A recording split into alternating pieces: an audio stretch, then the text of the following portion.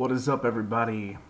Jason back in the saddle here with the newest episode of the Anthem of Impact Wrestling show. This is going to be my Destination X preview and prediction show. But first, I just wanted to talk real quick about like the vacation that I took, I guess you could say.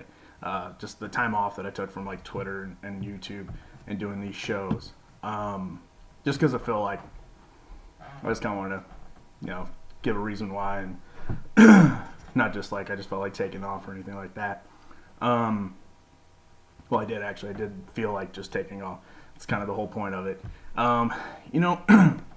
Before I got into doing this, the show, I was on Twitter, but I mainly use Twitter as like, I follow mainly nothing but like athletes, news sites, different things like that. Just because half the time that's like the easiest way to get news, rumors, especially because I'm a huge sports fan.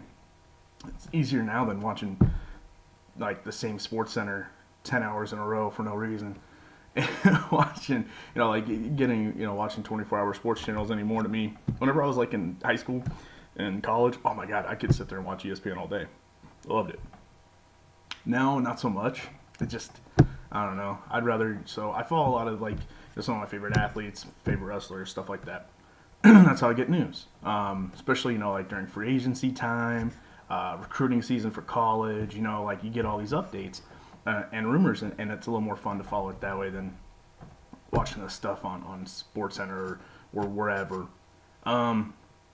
Just because like I see it all the time as far as just how toxic really Twitter is. Facebook can get the same way too, but on Facebook you're mainly just friends with friends. You know what I mean? Like people that you legit know.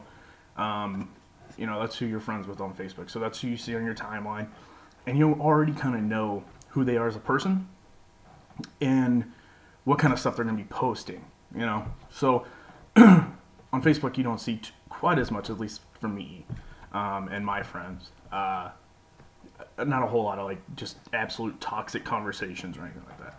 But I would see it on Twitter all the time, because anybody, if you have a hashtag or you're adding or something, somebody can just see it, and then they start jumping onto your stuff and calling you out, thinking that they know who you are and stuff like that. But then more and more, like, I really want to talk wrestling. I was tired of talking to myself about professional wrestling, and I know my wife was tired about me trying to talk to her about professional wrestling. I started trying to talk more on my personal account with other people that were, talking wrestling. And I've been wanting to do like a YouTube show for a while, but I'm not. You can tell on my videos, right? I have no separate camera. I'm using my webcam on my laptop here. I have no microphone. It's just the microphone that's part of this laptop. There's no special editing. They're just videos of me literally coming on here and just talking. I'm okay with that. Like, I'm not looking, like I've said many times, I'm not looking to have this turn into anything. This is just a outlet for me to talk wrestling. But as I was doing this show and on Twitter more often with my Anthem of Impact Twitter account, I just felt like I was still enjoying Impact, but just overall wrestling, it was just becoming like harder and harder to just sit down and enjoy. And then even with Impact, I'm taking notes. So like I can't just sit there and watch and just enjoy. I'm having to pay attention and then go on my phone and type down what I was thinking at that time so I can remember and come on here and review it. And it does take away from just legit sitting down on a Thursday night and enjoying it. And then I started finding myself constantly like wanting to get into arguments on Twitter. And that's not me. Like, I just don't like doing that. Just because whenever you see it all the time, you get defensive, period. Like, that's just human nature. And I'm a former athlete, been an athlete my whole life, so there's just that natural competitiveness in me.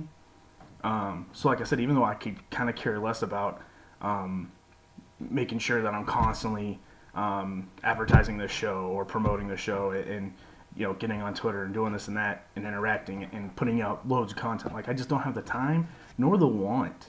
But at the same time, I'm always checking views. I'm always checking to see if I got any more subscribers, anybody leaving comments and stuff like that. So like there's part of me that still gets competitive about that. So again, that kind of takes away from just enjoying the show. So, like I said, I absolutely hate getting defensive about everything, but you see so many people, even fans, even legit people that like Impact Wrestling, will just all of a sudden, will randomly not like the way another person thinks about Impact Wrestling. And, that always just annoys the hell out of me. It just does. And if somebody out there is thinking I'm talking about you, I'm sorry, I'm just telling you how I feel, that just always bugs me. I have a buddy up here in St. Louis and he's got a YouTube channel. I don't think he does much anymore on it, but he does it for he's got two. He does one for movies and comics and stuff, and then he has another one where he talks about Cardinal baseball up here in St. Louis or Blues hockey and stuff like that. And he does one video. It's just a real short video, but it's great because he talks about how to fan. How to be a fan, how to fan. And basically, the gist of the whole video is, you can't tell other people how to be a fan. That's what being a fan is. Everybody has their own perspective on things. And you can't tell somebody that they're wrong or that they're right. You can either agree or disagree. You know what I mean? And there's plenty of room for all of that. So I always, there's times that I'll feel that I haven't, and then there's times that I have gone ahead and tried to defend other fans, regardless if I think they're right or not, to other people, trying to break them down. And again, I've never. That's why I never wanted to be on Twitter, because I hated that. I hated always reading that whenever I would just look on Twitter to see if there's any news or whatever else. So I hated doing that, and I just finally went, you know what? I'm taking a couple weeks off. I just need to. I was contemplating on whether or not to even keep going. I didn't know, just because, man, I just, I want to start liking wrestling again and just having fun. Not that I wasn't necessarily not having fun, but it was I caught myself seeing it starting to dwindle, and I can see where something I'm just not gonna enjoy it if I keep going down this road. But there's that want to get on here and talk wrestling and have fun, and that's what I'm gonna concentrate more on going forward. Is just straight out having fun, and if people want to talk to me on Twitter, that's great. If they don't, that's great too. I might make comments on Twitter every once in a while, but I'm probably not gonna. I'm already taking notes. I'm probably not gonna live tweet shows unless something really big happens. And then I might send out a random tweet, but I'm not gonna live tweet the whole show. I'm already taking notes. I'm already doing a review, so it doesn't really matter if you guys hear what I have to say as the show goes on. You'll hear it the next day. Also, I'm just not gonna get into it with people. I just don't want to. It's not that I don't want to fight the good fight for Global Force, but I just don't like what it does to people, And I see it in all aspects, not just wrestling. And all popular topics. Nobody can have an opinion anymore. Nobody can have a belief anymore without somebody else telling you you're wrong, instead of just having a healthy conversation about things. Nobody will ever. I don't know if anybody will ever start to compromise again. I know there's some people like me out there that like to hear different views, and sure, not all of them. I mean, there are things that I think other people are just dead wrong on. I'm never gonna hate that person for it, but that's just how life is. But for the most part, I like to try to at least be like, okay, well, I still don't agree with you, but I understand where you're coming from. I understand your points. I just hope that you respect and understand my points, and then we'll always be friends. Like something like that, you know. We can always respect each other. You don't have to like every little aspect of each other. So those are been rambling here for a little bit, but that's kind of the main reason why I took 2 weeks off, just to kind of rejuvenate myself and reassess, you know, why I was doing it. If I wanted to continue to do it. Obviously, I'm doing this video, so yeah, I want to keep doing it. I just want to do it better and have fun. You know, I love professional wrestling, man. It's definitely a passion of mine. As far as, you know, like, love watching it. I love. I was gonna say I love how it brings people together, but it doesn't. It really kind of just divides people anymore. But that's the way everything is. But no, it's just fun. I love how it takes you away. It's a different type of show. It's just a bunch of different stuff that I just do. I absolutely love it. I would love to work in it someday. I can never do what they do in the ring, but man, I would love nothing more to be involved somehow in professional wrestling. I just, I'm not going to say it's not realistic, because everybody's going to probably be like, well, yeah, you know, you just got to do, you know, you got to go out of your way to do that. I'm like, yeah, sure. I understand that, but I also love what I do right now as a chef, so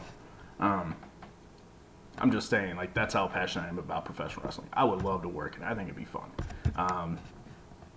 But anyway, we'll move on from that. But like I said, I'm back now. I will be doing shows. Currently, the wife and I are actually in the process of looking for a house. We've been pre-approved. We're working on our approval.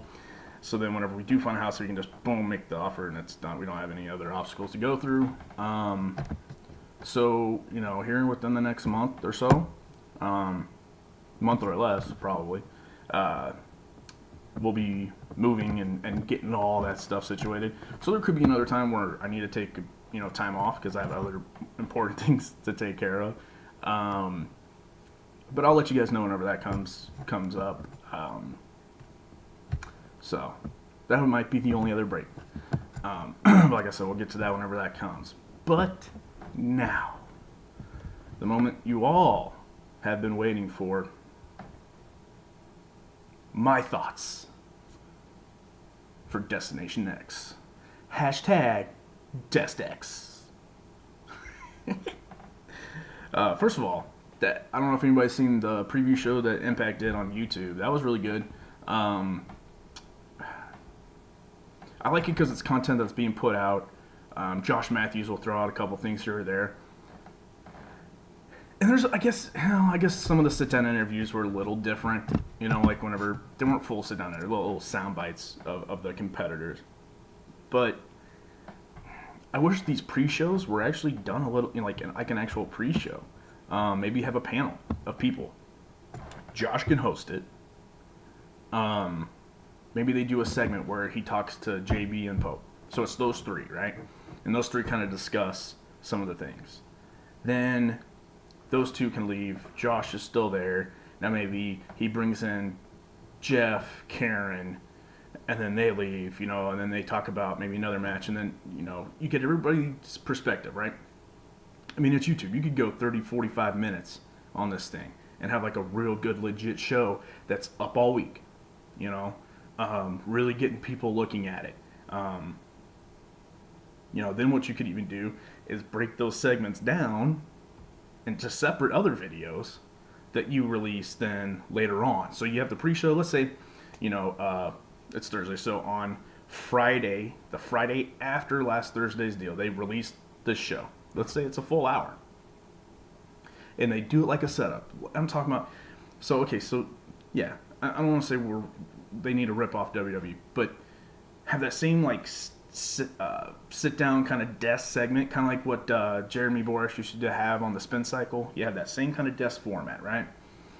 And you start off, and then they kind of run down the card. They give their overall thoughts on the card, what they think will happen, who they think could, you know, what they've seen out of certain guys leading up to.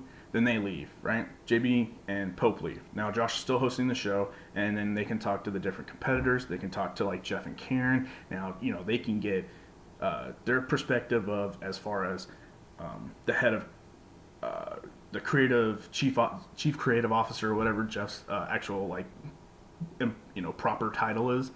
They can play that up as he's like the big honcho, and that's why he's never around, is because he's actually the big honcho that's just overseeing everything. And then he can even comment on the stuff like with Karen and Bruce and further that storyline, how Dutch is doing, how Scott's doing, stuff like that, right? Then you can, like I said, have the individual wrestlers pop on. That's where they start doing their segments. And then you run those video packages, because those video packages are things we have already seen for the last couple weeks. And we're going to see it throughout that night on Destination X. So whenever you just keep seeing like the same things, because I even did it. As soon as I started going through, or they did that first recap segment of Low-Key and Patron. That's the exact same one they just showed last Thursday night. I was like, it's just going to be one of those, okay? And I just kind of like clicked off until I got through some other videos that I like to watch. And then I was like, well, I still got some time to waste. Yeah, I'll flip it on. I love the look that they give. So if you still have that look of the studio behind it with the logo and the date and everything else, but just put like the desk in front of it and have people come back and forth, I think it'd be really cool. It'd be a different look and it would look like a legit show. And you're getting different people's aspects or perspective on things. And I just think it could be done a little bit different. I'm actually trying to think more of copying off of things like ESPN, like College Game Day type stuff. Their NFL live shows, stuff like that. That's more of what I think they should copy off of. I'm just using the WWE kickoff shows, obviously, because it's wrestling. But where their kickoff shows, the WWE's kickoff shows, are more scripted. It's so badly scripted that you never feel like they're giving you anything. They should not be scripted, because they're not on their TV shows. And that was pretty much confirmed from Sienna herself on King of the Mountain radio channel's interview he did with BQ's interview with Sienna. That's one thing she says she loves about Impact. Not scripted. They give her a sheet of some bullet points and tell her where she needs to end up, but she is her. That's who she does, the character, and she decides how it's going to go, at least creatively. So you keep this pre-show thing that same way, and I think you're going to see a lot better things out of it. It's going to seem like you're getting legit thoughts. And what I mean by that is, whenever you shoot the show, you can keep, you can work the talent for this show. So maybe the only people actually knows what's going to happen in that show is, say, Jeff, Dutch, and Scott. Say those are the only three that actually know what's going on the show. The rest all don't know. So the rest can give you like this legit shoot. Their thoughts, their legit thoughts on what they think's gonna happen, and then that comes off a little more genuine. To where then, so obviously you don't keep everybody in the dark forever, just for this show. So that's why you try to shoot this show before you go over maybe long-term plans. Because you could shoot it whenever, it don't matter. But I just think that it could have worked. That'd be really cool to do. They've got the studios in Nashville to do that type of show. And from it looks like a lot of the talent lives in Nashville, or at least around Nashville. Not all of them, but there's a good amount that moves to Nashville to work. But this is what I think about the pre-show. I think it was overall it's done very well. I just think as far as what the content of the show could be, I think it could be so much more. And maybe it will. Maybe it will eventually develop into more.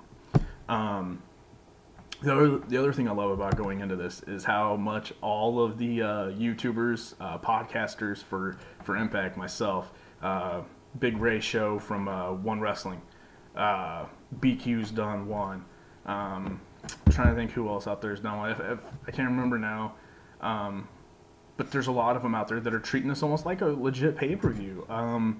And that is, we're giving our preview and predictions just like it was Slammiversary. And I think that's really cool because this is just another episode of Impact, but it's a special, and it's Destination X. And that's one thing I've always disliked about whenever they would do these in the past. Like whenever we would just have randomly like, oh, it's Against All Odds. Oh, it's Final Resolution. But like nothing would change. It would just be the name. This one, they're prepping it. They ran shows like as if they were leading into a pay-per-view. So that part has changed. And I like it because it gives us that feel like the old school. I don't know how many other people out there grew up watching WCW like I did. And, WCW was my show. I did watch WWF, and I did like WWF. But I was always a WCW guy. But it gives me that feeling of Clash of Champions. Now, Clash of Champions was for a while. And I don't know, how all these different contracts work, especially like with the network and advertisers through the network or through Impact or anything else like that. But I would suggest the next step, you can keep it 2 hours. I think easily keep it 2 hours. I don't think you need to go like, oh, it's a special event, so then they go to 3. I don't think they need to do that. I think they can stick at 2. But what I think they need to do now, that next step to make this really seem like it's just not another episode of Impact Wrestling with a different name, with an old pay-per-view name on it, is, excuse me, I've seen it before. You see it like with different TV shows or special made-for-TV movie type things, where limited commercial breaks due to this thing sponsoring it, right? So you could have limited commercial breaks or no commercial breaks for 2 hours, and all you have to do is get a couple different sponsors, right? I know that's going to be a lot harder, a lot harder, or a lot easier said than done, a lot harder to do than just come up with the idea. And maybe they've thought about it. I don't know. But let's say the first hour is brought to you by, trying to think, Old Spice. Okay, that seems like a fairly easy thing. I don't know, because I'm trying to think of legit sponsors that would sponsor a wrestling program. Companies that would want that wrestling group to, want to buy their product. Let's say first hour is done by Old Spice. So maybe you have like 1 or 2 commercial breaks, but all it is Old Spice, right? It's basically just Old Spice commercials. Then the second hour is brought to you by Chef Irvine's Fit Crunch Power Bars. In fact, I've been eating one right now. They're delicious. That's another thing, trying to get back in shape. My birthday month of July, I got way off track. Just partied for the 4th, partied for my birthday, partied for my birthday. Yeah, I just didn't care. I stopped caring. I'm trying to get back into it. But anyway, so let's say Chef Irvine's Fit Crunch Power Bars or whatever company he uses to make those. Something like that, some type of weightlifting thing, right? The second hour is brought to you by that. So again, you only have like 1 or maybe 2 commercial breaks.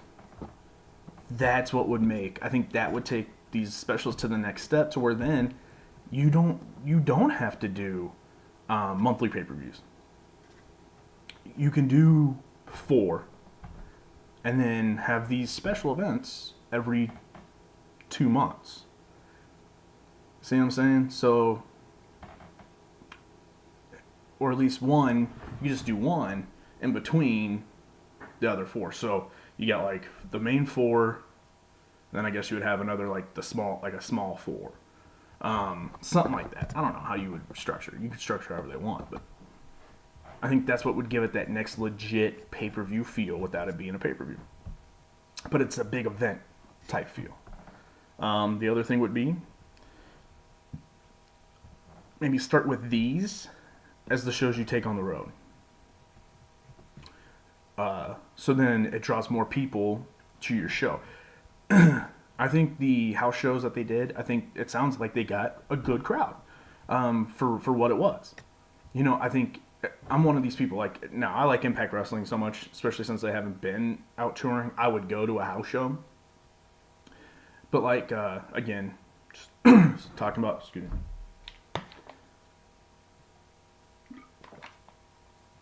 I got a little tick in my throat. But like with the WWE, the WWE brings a house show to St. Louis quite often. I would never go. I don't care. I don't care if it's SmackDown. I don't care if it's Raw. I don't care if it's a random super show. I'm not going to a house show. I just don't care. What am I going to witness? Yeah, good wrestling, sure. But I just don't care. I'm going to go to a live show. I want to go to a live show because, like I want to go to a pay-per-view. I want to go to a TV show because of the fact that I want to be there to witness something live, like a big deal live. And I'm sure there's a lot of people like that also think that same way. So if you start with these tapings, these special event TV pay-per-view style shows, you start with those on the road outside of the house shows. Obviously, you keep doing your live events, your house shows, like they were doing in New York. But then you take these out. Because I think then you'll get more people who are like, yeah, you know what, that's worth my ticket. Because that's something big's going to happen, and it's a TV taping, and it's, this, and this. You could always do a double taping, I guess. Depending on how logistics work and stuff. Because I think another thing, these should always be live. So if you did, your live show, it goes off the air, and then you say, okay, stay after, we're going to tape next week's show. Then, so if you do that and you tape next week's show after your live special event, maybe it makes it more worth it as far as for Global Force Wrestling for doing it. I don't know, again. I don't know money, I don't know the situation, logistics, all that stuff.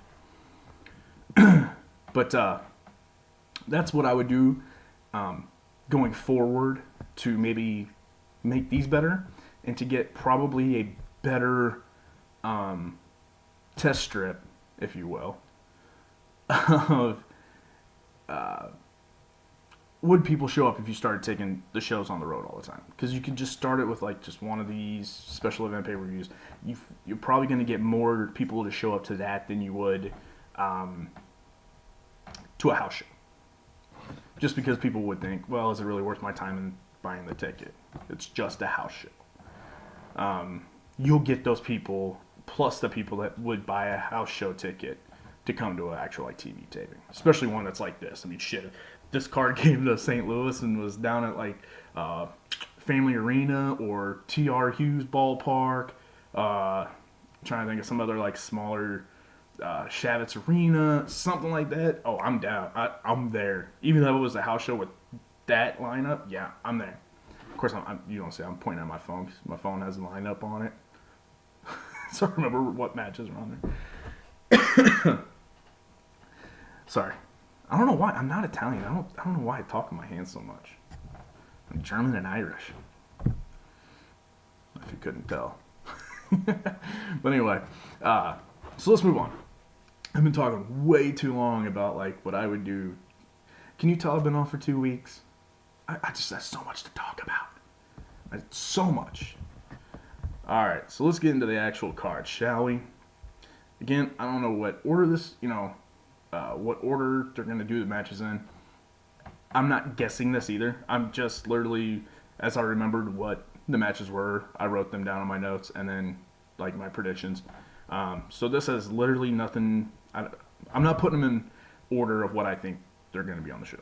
But we're going to start off with got Gail Kim versus Sienna for the GFW Knockouts Championship. Of course, we're going to see all the new titles coming up. Can't wait to see what they're like because I can't wait to just be able to say It's the Global Force Wrestling Knockouts Championship. It's the GFW X Division. It's the GFW Tag Team. It's the GFW World Heavyweight Champion. I'm just ready for all that. But, so, I think Gail Kim wins and becomes the first Global Force Wrestling Knockouts Champion. If they go with that. Because technically, I guess it would have been Cena, but Cena was the first unified. Gail could be that first, like, legit GFW Knockouts champion. For two reasons. I'll give you my other prediction on why I'm picking Gail, but two main reasons why I think the company would pick Gail. One, it's Gail Kim, right? She's the Hall of Famer. She is the knockout. She is the knockout the best knockout of all time, if not one of the best women's wrestlers of all time. And she's probably one of the best wrestlers, period. Guy or girl. Whenever she was, at the top of her game. She's been out a while, so, holding out me saying, like, as of right now. Cause I don't know. We'll see. I guess we'll see Thursday. And I feel like, especially with her relationship with Jeff, that Jeff would want to honor her this way, on her way out. Because I know I've seen some other people predict that they think Gail won't win now, but she'll chase until Bound for Glory. Bound for Glory is in November. There wouldn't be anything. I mean, there could be maybe another live show after that. But what are you going to do? Have her win it at Bound for Glory and then lose it like in that next month? Because she's done. Especially if it's at the end of November, she's done in a month. And I don't think you want her losing and passing that torch on to that other person, whoever it is that she ends up losing that title to be taped. You know what I mean?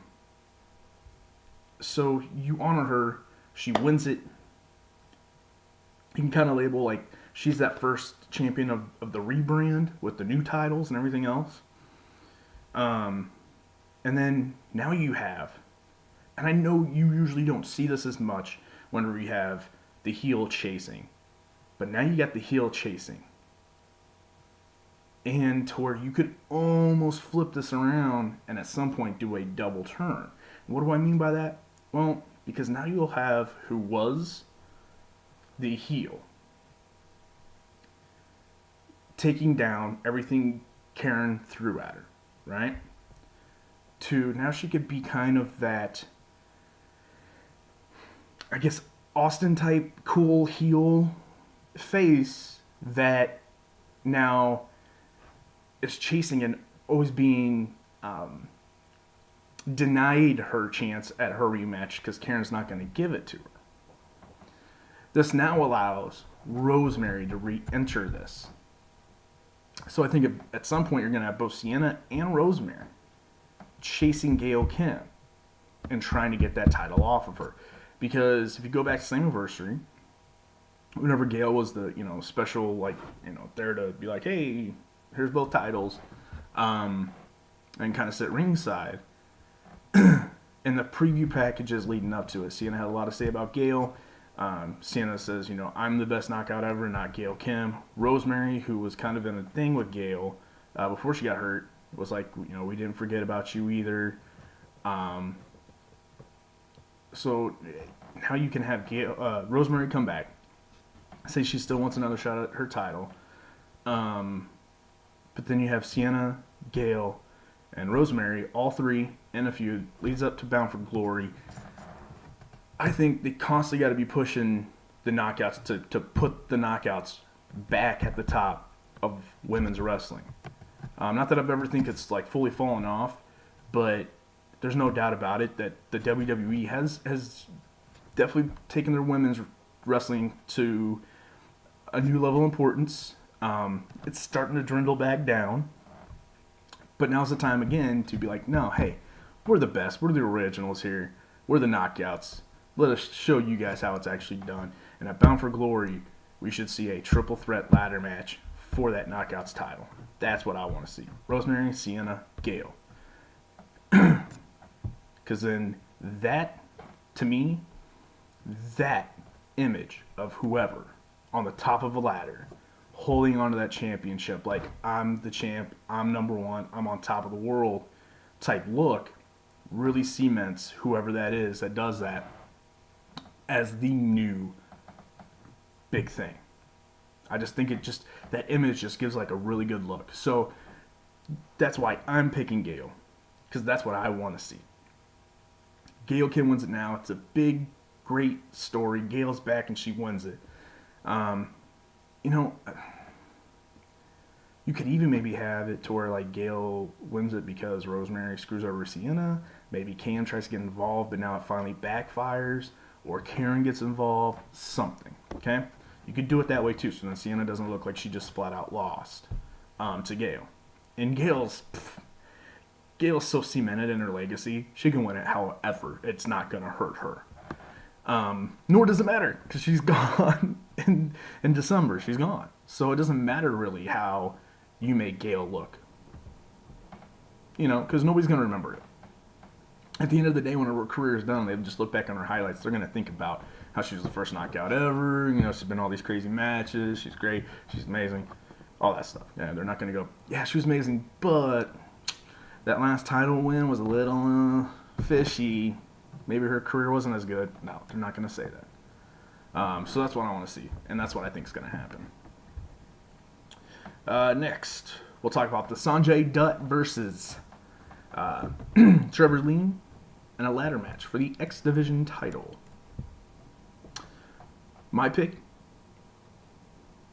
the caveman himself, Captain Caveman, Trevor Lee. He is on fire. On fire. And I think this is a great way for Sanjay to put over Trevor Lee. And what do I mean by that? Sanjay more than likely, now that you know he's working as an agent, can step back a little bit in the X Division. He came back. Him and Low Key were kind of a focal point going into Slammiversary for a reason. Since you bring back two guys during a period of time of the X Division where X Division was taken serious, it was more than just a cruiserweight belt. It was more than just a curtain jerker match with no storylines and hardly any character build. You have two guys that came back from a time where it was, you know, they were main eventing pay-per-views. They were stealing the show left and right. It was coming back from an era of the best era of the X Division. Some people's minds, they see these two wrestle, they're going, X Division's back. Right? So now what you do? Low Key's already moved on, right? Low Key's going for the world title. And I'll talk about that here in a second. But now you got Sanjay Dutt. Since he won the title, he's barely carried it. He carried it around in India. He carried it at Bound for Glory. He's carried it 1 or 2 days. Or 1 or 2 episodes, I think, since Bound for Glory. Trevor Lee comes in, wins it, or, you know, steals it. He's had it around his waist the whole time. So now you're building up Trevor Lee as a heel. A great heel. But a legit, like, he's the guy. Right? And Sanjay's constantly chasing. And I know usually those storylines set up for that babyface to be like, nope, he finally triumphs at the end.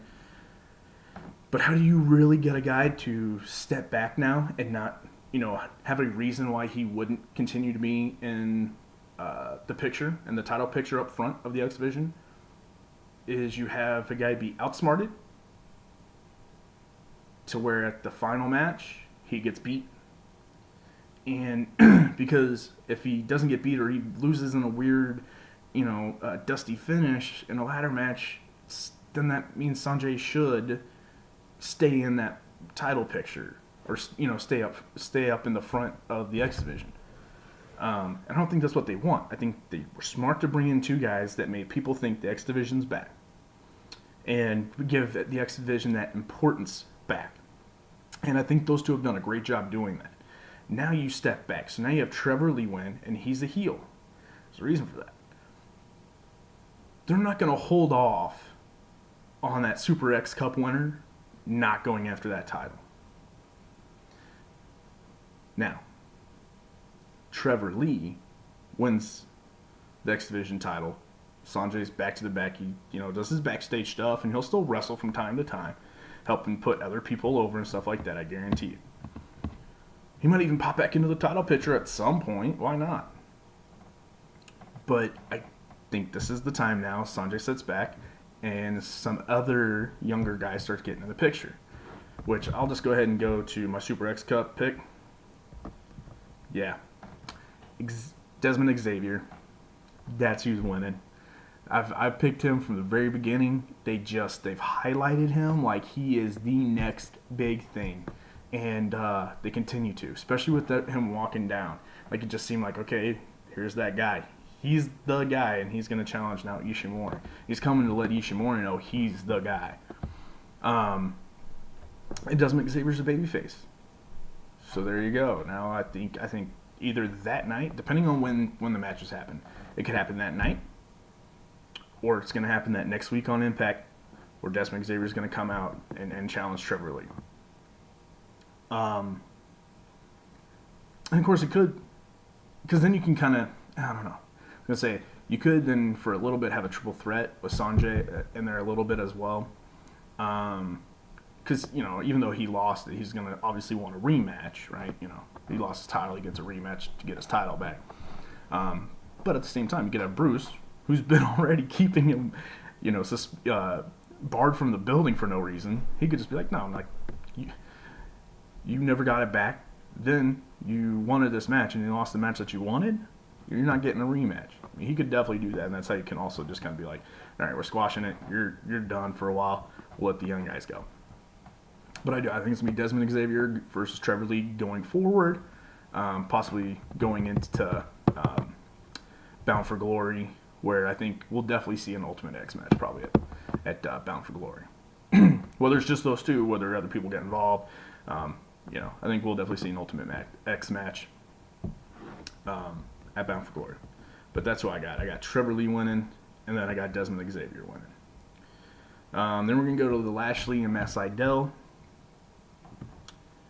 Again, just the way this is being built. And I think there is some truth to that whole Bobby Lashley, American Top Team, wanting them to kind of pull out for a minute. Don't know when his contract's actually up, but I could see Lashley, stepping away for a minute. He's still in great shape, looks amazing, right? He could pull away, get a couple good matches in, because I know I was listening to somebody else talk about this as well that has a little bit more in the know, and he was saying that Lashley's team and himself basically have gone to Bellator saying he wants that title, and that's pretty much kind of like almost like that's the only way he's coming back is if he can have a match for that title, and so that tells me what this would mean. I see him stepping away from professional wrestling with an agreement that he'll come back to Impact. Because I don't think he wants to go back to anywhere. I think he wants to only come back to Impact. Feel like this is his home and he really likes it there. That's just my feeling. So then I think he does step away, though. Because it seems also like Dan Lambert and Jeff have a good relationship. I don't think they'd be doing these video packages if they didn't. But I think they're both businessmen that understand that they both have a treasure of a talent, and they both want to utilize them.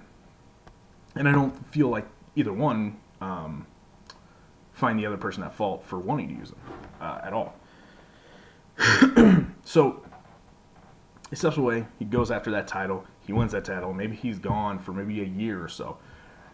All in all, as much as I want to see Bobby stick around, if Bobby's not in that title scene, there's no need to have him necessarily on Impact.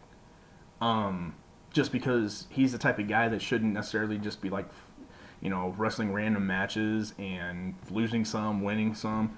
Shouldn't happen like that. So you take him off TV. Like, it's not a big deal, especially if he comes back, because then he He comes back, people are even more pumped to see Bobby. He can come back, jump right back in that title picture, be a legit champ again. He's got the Bellator stuff, if he comes back and he'd have that representation of he was a Bellator champion. You know what I mean? And he would be huge, and even huge, a bigger star. So I do actually see that happening. So I think he will put over Matt Sydal. I have Matt Sydal winning this. I feel just the way that they've even built up Matt.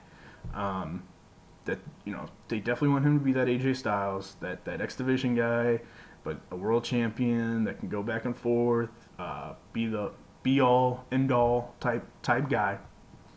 And then I see Matt Sydal going after that world title. And there's a reason for that as well. But I do see him going after that world title. And because you're not going to go beat Lashley to go back and wrestle in the X Division. It's not going to happen. Which is also the reason why they haven't said it's the Next Division shot versus the world title shot. It's shot versus shot. And you get to choose whatever title you want to go after. He's going to go after the world title. So that's what I think. I think Sydal's winning, going after the world title. Which then brings us to what probably will be the main event, should be the main event.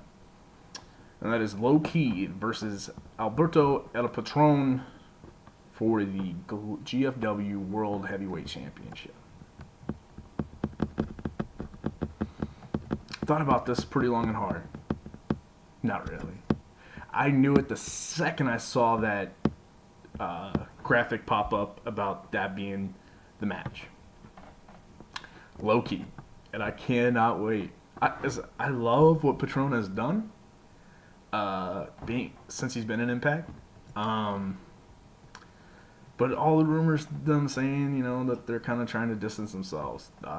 They still have not announced him being off of suspension. So we might not even get this match. What could end up happening is he's still suspended, and since he can't make it, they stripped him of the title. Then what they could do, except I don't know if you want to go this long without a world champion, because you can't crown a champion on a tape show. You can't. I mean, they probably will, but I hate that. Smaller titles, sure, that's fine. The world champion, I hate it whenever they do that. I think they need to step away from that and just do it at like big shows or wait until their live shows. And from all indications, it seems like these are the last set of tapings until Bound for Glory in November, and which is a long time. And then you could set up a tournament with the vacated belt into Bound for Glory. Or he's still in suspension, but he does show up to this taping just to drop the belt to Low Ki. Which I personally think if you're going to be advertising it like that, that's how you need to go. And then deal with the Patron situation however they see fit.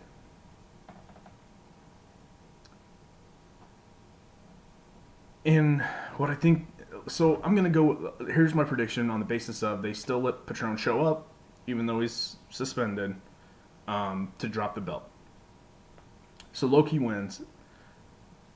Then, of course, LAX has to destroy Patron to where they do an injury angle that they have put him out of commission. And, stretcher comes out and everything. Which leads to what I believe, and I just get this feeling. Because again, I don't know how all the contracts are working, and it's a weird situation for at least one of them. I think after Low Ki wins, then to either help Patron, like fend off LAX, or maybe just at least to show that, hey, I'm here and I'm coming for that. You're going to see Rey Mysterio Jr. or John Hennigan. That's who I think will show up. They both have, because like if it was like Jack Swagger, like that wouldn't make any sense. Will we see Jack Swagger show up? Possibly. I'll get into some of that stuff later.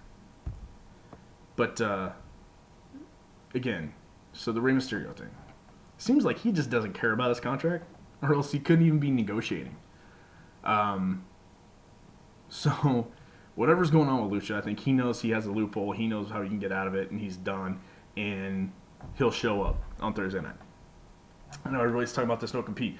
Guess what? If there's no other season, if that does not get picked up, or whatever else is happening with Lucha, I think that's null and void now. I don't think that even matters. So he'll show up. So I just get this feeling it probably will be Rey Mysterio. Now with the John Hennigan thing, I know he also has that Lucha Underground contract. Again, the Lucha Underground stuff with Ray also applies for John, right? The only difference is that he's their champion. I don't know if he still is. I don't know. But then, yeah, he works for AAA. We have a working relationship with AAA.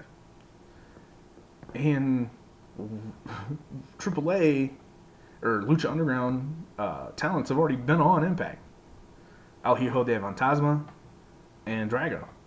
Drago stayed Drago. Now Fantasma in Lucha Underground is King Cuerno, and they reference that. So now Lucha does, and again, Lucha works with AAA, or is ran by AAA, however that relationship is. So John Hennigan could show up. That's just part of the working agreement we have with AAA. I don't know. And then, because then you have, everybody's talking about, well, him and Taylor are probably going to sign because, they're pissed off with AAA, all that stuff. Maybe, as long as it's not a work, as long as it's not part of story. They could just be just that legit smart and creative and are using social media. And I wish more wrestlers would do this, because they already have Twitter accounts and Facebook accounts where they totally, break kayfabe and they're themselves, all that stuff. So whenever they do random pick out moments to get on Twitter for storyline, but act like themselves doing it, it starts blurring those lines again of what's real, what's not real, which makes the storylines more fun again, right? Just like back in the day where you were kind of like, I know it's fake, but that seems so legit. Man, he seems like he really hates that guy. Oh man, you know what I mean?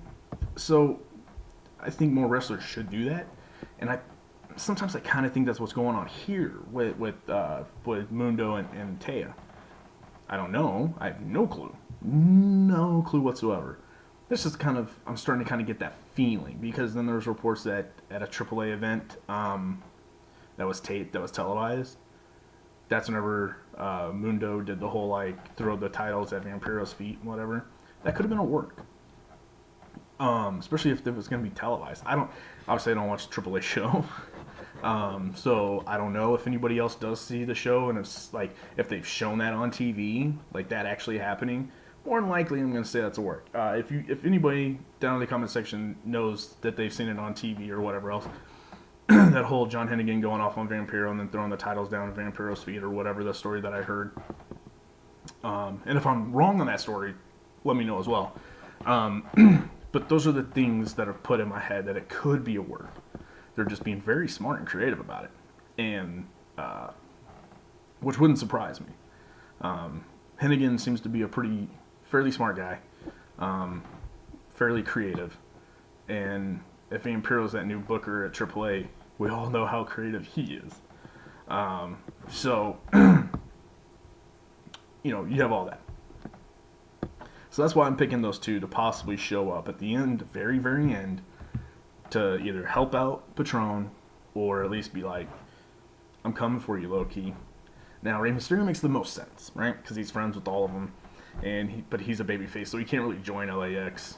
I mean, could you imagine him turning heel? That'd be insane. That would be super insane. But yeah, I think Mysterio makes most sense. Hennigan would probably be the most easier to get in, I guess. I don't know. So, but I just feel like one of those two guys are going to show up, right? Make their debuts. Then some other little kind of rumors things I want to talk about real quick. The Bruce Pritchard announcement. The only thing I'm going to say on the Bruce Pritchard thing is this. Jeff Jarrett, if you're listening, which I know you're not. But my plead right now to Global Force is please let this be significant. Don't let it be something stupid and just fall flat. Because thanks to Dixie Carter and her constant getting on Twitter being like, something that's going to change the world will happen tomorrow. And it'll be like an announcement that Impact is now on Sony 6 in India. That's not that big of an announcement. It's a cool announcement. It's good to hear. You way overblew that, way overhyped that announcement. So please, whatever this Bruce Pritchard announcement is, you already mentioned that it could change the landscape of Impact Wrestling. It better not be Jack Swagger. That's all I'm saying. And I want Jack Swagger in Global Force. I'm a fan. I think one thing I love about Impact, I know a lot of people bitch about them bringing in WWE guys and just shooting them up, even though they were just mid-carders in WWE. Yeah, so what? If they have talent that were way underutilized in the WWE, why not let them have a spot like Impact Wrestling, like Global Force Wrestling? Give them the opportunity to get the ball and run with it. Nobody's complaining about Cody Rhodes getting the Ring of Honor Championship. Nobody's complaining about possibility Cody Rhodes being jumped up out of nowhere and fighting Okada at the G1 USA Special. And if there are, it's a minority of those fans. GFW does it because I guarantee you, same person, Cody Rhodes. Cody Rhodes would have jumped into Impact, just straight signed with Impact, and he got a World Heavyweight title shot like his first week or his first 2 weeks. People would have complained. People would have been like, oh, there's Impact again, just giving a WWE guy another shot, giving him the title. So what? So what? Like, to be honest with you, there is nobody that is like a legit Impact Global Force Wrestling guy right now that I think deserves to be legit champion. And what I mean by that is, like, I think Low-Ki definitely needs to be. Low-Ki's been original. And Low-Ki's been all over the place, right? I'm talking about, because they're talking about, like, young guys. Like, I love Eli Drake. He's not a world champion right now. He's just not. And I love him. He will be. But they haven't built him to that. He's not to that spot yet as far as through storyline and him building himself up. He's just not there yet. EC3 obviously is, but EC3's been a world heavyweight champion and he's the current grand championship. So it's not like he's he's being buried. Outside of those two, Moose is nowhere close to being a world champion. And I love Moose, but he's not a world champion. Who else is there? Again, Matt Sydal. I don't even know if he is. I know he's going to go after it, and I think it's going to be a really good match. But let's say that, a feud happens at Bound for Glory. Yeah, Low-Ki better still fucking win that. So, there's really nobody else that's, like, legit World Heavyweight Championship ready. You got Storm. You've got, I think, Low-Ki. You've got Patron. I know somebody's going to probably say, like, Eddie Edwards. I love Eddie, but no, not yet. Especially since he's been off TV for a while since his injury. So Eddie needs to be repackaged. Not necessarily repackaged, but, like, rebuilt up, I guess I should say, to get to that point again. Lashley. Man, that's about it. I feel like I'm probably forgetting somebody. But yeah, I mean, that's about it. About 4 guys. 5 if you count Eddie. And, again, I think... Oh, yeah, obviously EC3, like I said. So about 6 guys, right? 6 guys if you count Eddie Edwards. The rest are guys that could be. Moose. Eli Drake. God, just forgot now. Matt Sydal. There's a couple others that could definitely be moved up, but I think Impact definitely needs to bring in guys like Rey Mysterio, John Hennigan, maybe even a Jack Swagger. I would love to see Jack Swagger, though, come in to face EC3 for the Grand Championship. That could be fun. And then I think Jack Swagger eventually should win that Grand Championship if they're going to keep this whole 3-round thing. Because I think Jack Swagger, with if he went to more of like his amateur wrestling background type style, that could be fun to watch. Because then that's where you get the legit 3-round feel. And I think it could be fun. But they need to figure out how to book that match too. Regardless of who the title champion is and their style of wrestling is, they need to figure out how to book that if they're going to keep the rounds. Personally, I think that we're going to find out that it's not. I really do. I think that's one of my predictions too for that show. I think EC3 is still going to be on the show. Okay, there's no way he's not going to be on the show. Well, there's not no way, but I think he'll pop up on the show, do some type of interview, be like, everybody else is getting a new title. I want a new title. Blah blah blah. I don't like this 3 rounds bull. Blah blah blah. Talk, and then somehow they change. This is what I think. But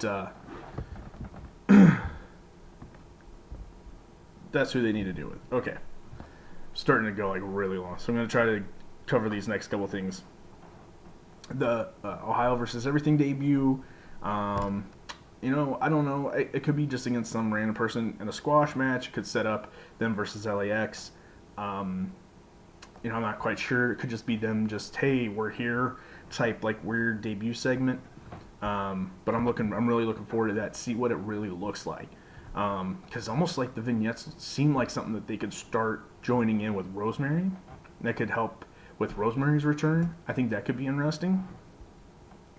I don't know if she's from Ohio or not, but I'm just saying. Just the way that their vignettes look really kind of cool. There's rumors of DJ Z returning, making his return. That'd be pretty cool. I don't know, again, how or where. Maybe it's just going to be at the tapings, not necessarily that night.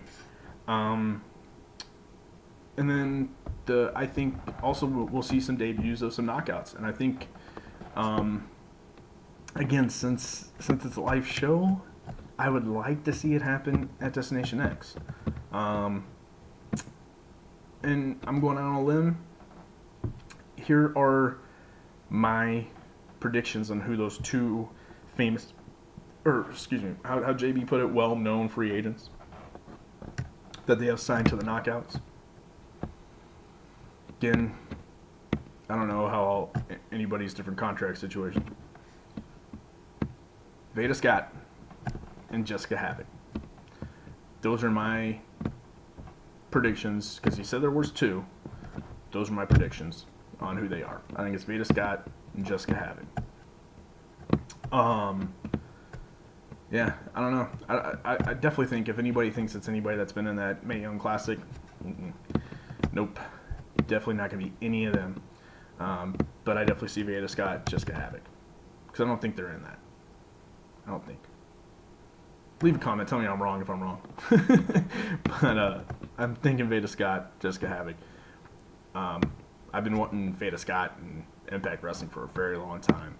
I love what she does, especially on the indie scene. She didn't do much in Ring of Honor. She was just a valet, but I think she's very talented on the mic. And from what I've seen, some of her matches on the indie scene, she is amazing and willing to get down and dirty. And I think Impact, the Knockouts, need that. For a while they had Roxy, or they always had Daphne, that were kind of like the extreme women. Women that aren't afraid to bleed, women that aren't afraid to go out and really get down and dirty and kick ass. And I think Veda Scott, the Knockouts, need that a little bit. And I think Veda Scott could bring that in. Not that any of the girls that we have right now couldn't do it. I just know specifically Veda Scott. I've seen those matches. I've seen her post picture, her just like covered in blood. So, yeah, so I'm excited about that. That's what I think those are. So I'm super excited for this. Super, super, super excited and cannot wait. Um, yeah, so again, if you guys want to follow me on Twitter, at Anthem of Impact, please do so. Please hit the subscribe button. I think I'm at 43 subscribers right now. And again, my competitiveness is coming out. Can't help it. Please, everybody, get me to 50. Just 50, that'd be great. That's a good round number. So, tell your friends about me. Let them know it's a good show. I put on a good show. And they should subscribe. And if they subscribe, they should hit that little notification button. And if they do enjoy it, please hit that like button. And if you don't enjoy it, please hit that dislike button. And then leave me a comment. Let me know how well I'm doing, how bad I'm doing. Correct me when I'm wrong, because I do actually enjoy that. One thing they talk about in cooking is you never know everything. You're learning something new every day. Well, that's how I want my wrestling knowledge to be. I don't know everything. I'm never going to claim to know everything. I want to keep learning. So, just leave me comments, guys. Again, I do enjoy reading them. I do enjoy people, knowing, because my views can be up. I have no clue if people even thought it was good or wasn't good, or even watched it longer than a minute. The view counter still counts. So whenever people leave me comments and I can see that people appreciate it or clearly took the time to watch it and know what I said, because now they've commented on it. So yeah, do all that stuff. Again, Twitter handle at Anthem of Impact, and hit the subscribe button, please. Please help me get to 50. It'd be cool. Anyway, I will see you guys on. Ooh. Yeah, I don't know what I'm gonna do. This week is a big long week for me. It's graduation week for the college that I work at. And Friday is a long day. I'll try my best to get it up Friday night. That's gonna be a long day because I'm at work Friday morning at usually about 3:30, 4 o'clock in the morning, because we have to do a graduation breakfast for all the graduates and their families before they do their award ceremony. And then we're prepping up the whole rest of the day for the actual graduation that happens on Saturday. So we always do like hors d'oeuvres and cold trays and stuff like that, finger sandwiches, stuff like that for after graduation, after the graduation ceremony on that Saturday. So, as long as I'm not at work until 5:30 at night, putting in a good 12, 13-hour day, I'll try to get one up that night. It definitely wouldn't be up until 7, 8 o'clock at night. If not, I will have it up Saturday.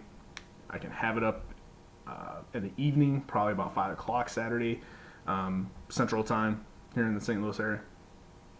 So I'll try to keep everybody up to date on that on Twitter, on when that review would come out. So I'm ready for Destination X. Hope everybody else is. Let's do what we can to make this one of the highest rated shows for Impact and Global Force Wrestling.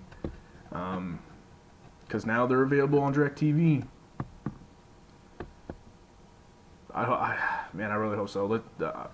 Do what you guys can. DVR it, tell your friends, tell your family, people that used to like wrestling but not really, people that used to like TNA but then dropped out. Get them back watching. I think if there's going to be a show that gets fans to re-engage, I think this is the one, especially if they do the things right. Key things are going to be Patron gets beat. Bruce Pritchard's announcement is something legit. And then good stories, good matches, and not too many commercial breaks. That will definitely help in getting more wrestling fans to continue to watch Impact week in, week out. So, to Impact Nation and the Global Force Wrestling Nation. I don't know. I was trying to think of something clever. Couldn't think of it. Until next time. Peace.